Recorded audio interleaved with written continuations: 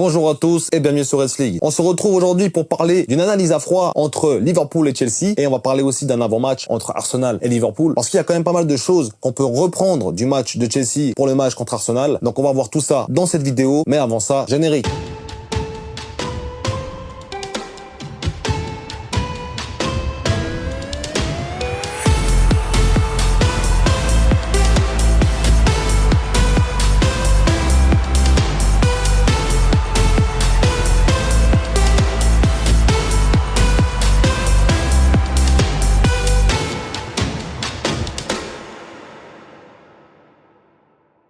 Pour l'analyse à froid du match contre Chelsea.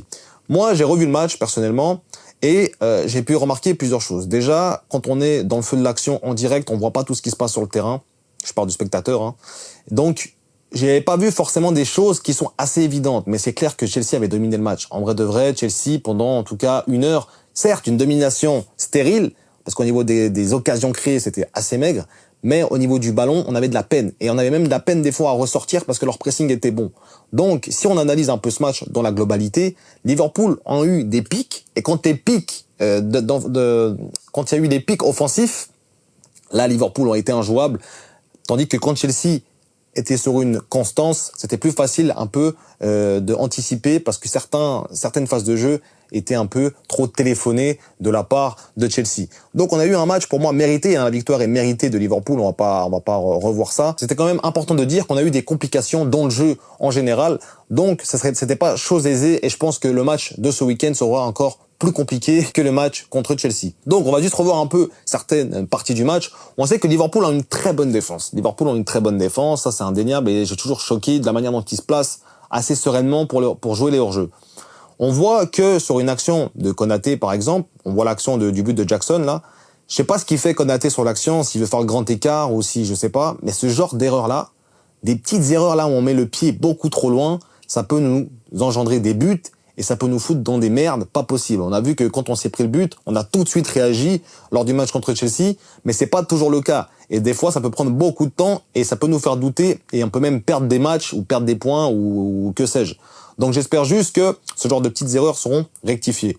On avait aussi au niveau de leur assortie de balles, les dernières minutes, surtout je retiens ça, les dernières minutes de Liverpool sont catastrophiques. Je crois que d'à partir de la 80e minute, c'est très compliqué de Liverpool pour jouer. Il y a en tout cas 20 minutes où ils galèrent, ils n'arrivent pas à sortir les ballons. Après, je pense que c'est dû aussi à certains changements. Je pense que Gomez, en fin de match, était quand même assez compliqué, on va pas se mentir. Garder des scores pour Liverpool, on voit que c'est faisable, ils sont capables de le faire, toujours dans la dureté. Mais je m'inquiète un peu de savoir si on joue contre des équipes qui ont plus de roublardise que Chelsea, qui est quand même une jeune équipe. Je me demande si on perd pas le match. Parce que au final, on a quand même pas mal d'erreurs dans ce match-là qu'il faut vraiment pas qu'on reproduise sur le match contre Arsenal, par exemple. Donc, j'espère que certaines erreurs seront rectifiées.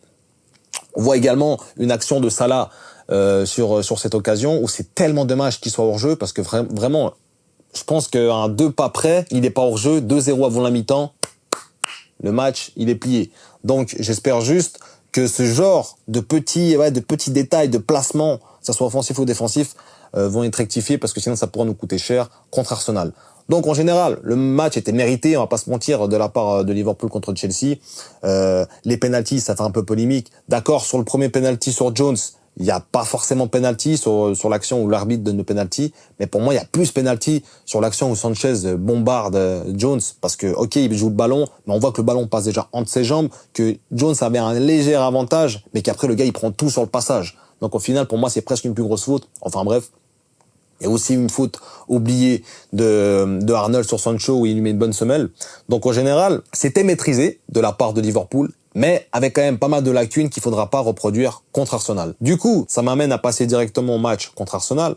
Donc pour moi, je vois un match aussi serré. Hein, ça va pas être un match ouvert de ouf. Bien que il y a plusieurs scénarios. Je vois deux sortes de scénarios dans ce match-là. Le premier, c'est si on marque rapidement. Pour moi, ça va tout changer le match parce que Arsenal sont décimés, il leur manque Saka, il leur manque Saliba. C'est comme si nous maintenant on jouait, il nous manquerait Salah et Van Dijk. Franchement, on peut parler de gros calibres qui sont pas là. Donc, ils sont décimés. Nous, on est au complet, enfin, presque. Donc déjà là, on a un avantage sur eux. Donc si on marque rapidement, je pense qu'ils vont devoir pousser pour aller marquer forcément. Et vu qu'on est très fort et qu'on a une bonne assise défensive, ils auront de la peine à marquer et on va pouvoir les tuer avec une contre-attaque éclair, on les connaît. Et pourquoi pas un 2-0. Moi, personnellement, je vois un 2-0 dans ce match-là. Direz-vous en commentaire ce que vous pensez. Moi, je vois un 2-0 et la clé du match, c'est ça, c'est marquer rapidement. Ou soit on galère à marquer, je pense qu'on va se procurer pas mal d'occasions, on va galérer à marquer et après on va se prendre un but et puis on va galérer encore une fois, on va douter, etc. Donc il y a deux sortes de scénarios et pour moi je pense le plus probable c'est le premier. On va peut-être marquer rapidement, je pense à la 20e minute, je pense 30e minute, ce serait vraiment pas mal.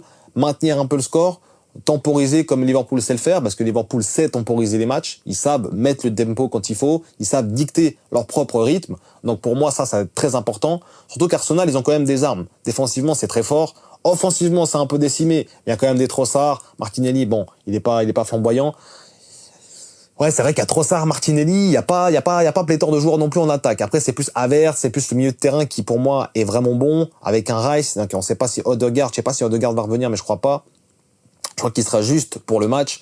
Donc, en tout cas, tous les joueurs seront pas dans le top de leur forme pour Arsenal. Ça, c'est sûr, parce qu'il y aura des blessés, parce qu'il y a eu des retours de blessures. Donc, il y aura pas tous les joueurs qui pourront jouer 90 minutes. Et nous, on a gagné notre dernier match. On a des bons résultats en ce moment. Donc, on a plus de confiance qu'Arsenal. Je trouve, en tout cas, de ce que je vois des deux équipes. Donc, tout ça m'amène à dire qu'on va gagner ce match. Maintenant, il peut se passer aussi des choses. On sait que les facteurs X, on peut pas le calculer. On sait que durant un match, il peut se passer n'importe quoi qu'on pourra pas calculer et que après on peut dominer tout le match et se prendre un but comme ça sur un corner. D'ailleurs, attention au corner parce qu'ils sont très bons sur corner. Donc, tout peut se passer. Tout peut se passer dans ce match-là, même si je vois quand même un avantage pour Liverpool. Vous me direz vous également ce que vous en pensez. Moi, je vois un avantage pour Liverpool. Parce que on a l'équipe au complète, on est sur une bonne dynamique et on a tout pour gagner. Et surtout, ça fait très longtemps qu'on n'a pas gagné à l'Emirates et ce serait quand même l'occasion de redonner le goût de la victoire là-bas. Parce que ça fait, je crois, maintenant 2 à 3 saisons qu'on a pu gagner là-bas. Championnat, je parle. J'espère juste qu'on aura une belle performance de Liverpool. Et pour moi, les clés du match, c'est un peu là. C'est-à-dire que je vais pas vous faire une analyse tactique de exactement le placement de chaque joueur, etc.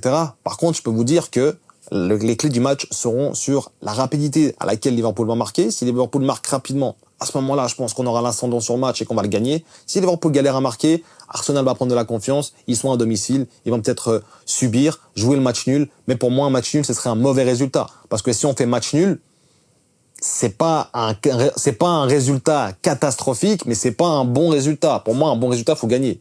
C'est sûr. Il n'y a pas d'autre choix, il faut gagner. Parce que on a tout pour gagner et surtout, ça fait longtemps. Donc, voilà, pour moi, c'est la victoire qu'il faut viser. La vidéo arrive à son terme, j'espère qu'elle vous aura plu. J'essaie de me donner un maximum pour vous fournir du contenu qualitatif. Après, c'est toujours compliqué avec le travail à côté, etc. Les vidéos sont pas exactement comme j'aurais voulu que ça soit, mais j'espère quand même que ça vous plaira. Nous, on se retrouve également dimanche pour le match de Arsenal contre Liverpool. N'hésitez pas à dire vos pronos en commentaire, je me ferai un grand plaisir de tous vous lire. D'ici là, prenez soin de vous et surtout n'oubliez pas...